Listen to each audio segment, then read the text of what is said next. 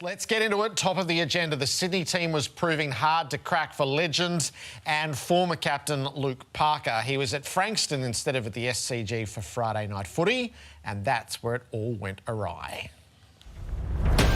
Likely season opener, multiple facial fractures, a carpenter from Kuwirup, facing months of recovery there, so such a serious injury there. We've all admired Luke Parker over the journey, but he picks him off. To me, that was an act of aggression through frustration. It was cheapish, it was. The ball had passed. He didn't need to do it, so he's going to cop his whack. I think 4 weeks for me is probably where it sits. If you choose to bump, you go, it didn't need to do it. The play was past It picked him off. It's a 5-weeker for me. There's no middle ground on this one. I think 5's pretty light. I reckon it's an 8.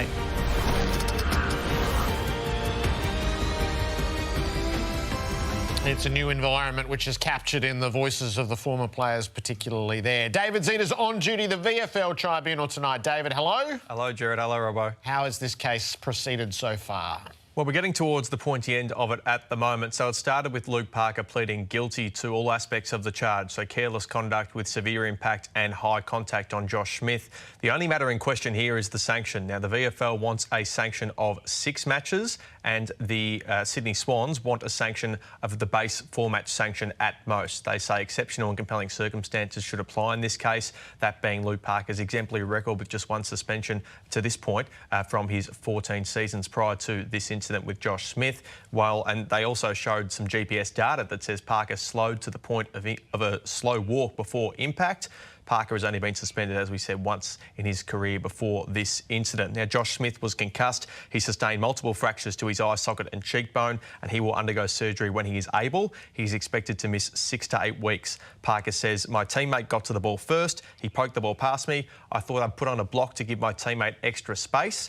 He said he expected Smith would have seen him and braced for contact, which obviously he didn't. Parker says he reached out to Smith afterwards to apologise and to let him know and hope everything was well with his recovery and to let him know it was an accident. He never intended for that to happen. The VFL says this is at the high end of carelessness and the Sydney Swans say this is at the low end of carelessness. That's where the bulk of the debate lies. So it's either going to be a 6-match ban or you suspect a 4-match ban for Luke Parker. His guilt has already been proven. It's now just a matter of sanction, Jared.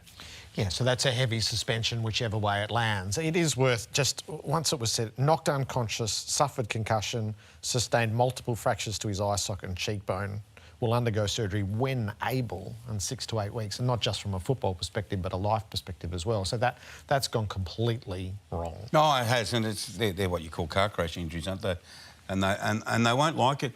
This might be not have the support of your arguments. I thought they argued pretty well that he didn't crash into him. No. That he went to put on a block. And he argued that he expected Josh Smith. Unfortunately, Josh really injured, and we've got to send our love and support to him. But he said, I thought he was going to expect the contact. We spoke last night. He was loose. He wasn't expecting it. He was just running along. And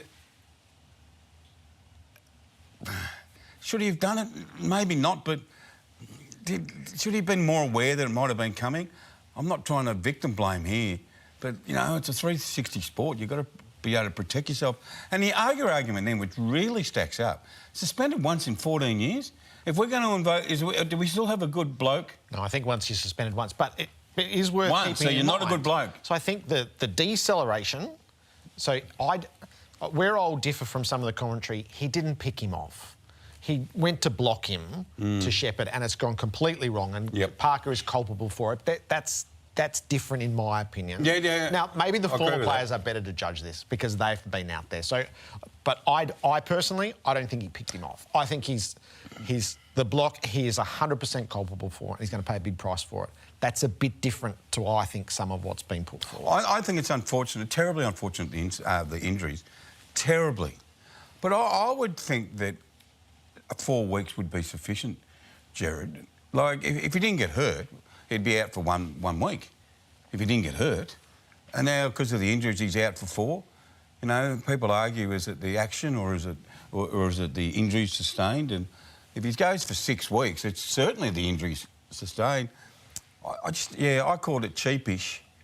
But at the same time, I don't think it was nasty, like you say. I don't think it was like a free hit at him. Yeah. So I think we should hear from John Longmire, I think. And I know the coach would come to the aid of the player, but this is a long-term decorated player in the game, so I think that's worth hearing. He wasn't moving. He was actually stationary at the point of contact. He didn't go high.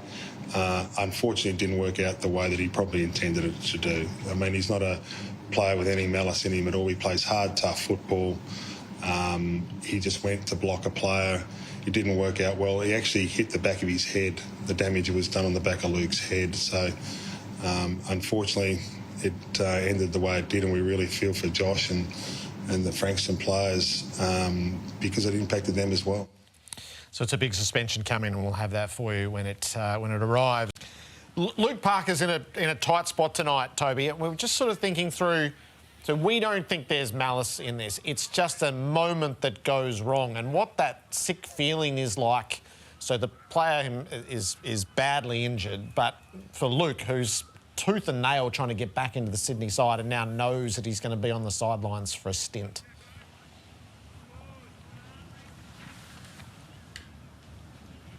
Yeah, so what was the question? Sorry, Jared. Yeah, that's actually a really good question to ask because I didn't put any sort of question in there at all. Do you have some sort of affinity with this moment that Luke finds himself in? Oh, yeah, certainly. Well, I imagine he'd be super frustrated, I guess, with not being able to crack into that team, but they're going that well that I can understand it. And then, yeah, whatever he gets weeks-wise, it's going to be, an uphill battle for him the second half of the year. And yeah, there's no way he would have intended to do what he did to his opponent. But I guess when you choose to bump now and that's the outcome, you're in a lot of trouble. The AFL's asking for 6 weeks. Toby, and the Swans are saying it should be 4 weeks. Would you be prepared to be on the side of either? Well, yeah, I would have thought 4 or 5 just initially, but I wouldn't really know. And I guess just the damage that it's done is probably what hurts him the most. So, and we know as players, if you choose to bump, you're in a bit of trouble if you do damage. So, hopefully 4 for his case, but it will be what it is. It does remind me of what Lachie Neale said here a few weeks ago. He said you have these moments in the game and you brush past them and think, oh, that could have gone really badly if I'd made contact there, and just how fine the margins are. Do you find that? Yeah, the game is so fast these days and 360 degrees, and the positions that we play as half forwards and midfielders, you're playing on instinct a lot of the time. There's a bit of structure with stoppages and kick-ins and things like that, but a lot of the game is on feel and on instinct, and as athletes, that's probably where we do our best work. So a lot of the time with the tackles or the stuff we do is probably actually more just because we're playing. And as Lachie said as well, there are moments in a game at stoppages where you're hitting someone in the chest and it might go up, and you go, like that could have had been a lot worse, or things like that that definitely come to mind when you're playing. I notice when you try and go through a contest at a stoppage, a lot of people jump in the way, which is a block. Okay, that which Jared just asking, that's a fine moment which could bang heads or anything. Do you find blocking has become more prevalent in the game? As in at stoppages? That was a sort of semi-shepherd. But in your role, which is cutting through the contest. Yeah, I mean, Toby and I and a lot of the half-forward players, around stoppages will always have someone on us and blocking our runs and not trying to get us to have free rein at the ball and having a clear path. So there's always going to be someone blocking us and niggling us from getting to the contest, which is fine. I just think I don't want it to be taken out. I don't want that to take out of the game, though. Like, it's the contact sport. I still want there to be people bumping me and putting pressure on me, because in the day, that's a challenge, and it's exciting to have someone on me the whole time, yeah. Good.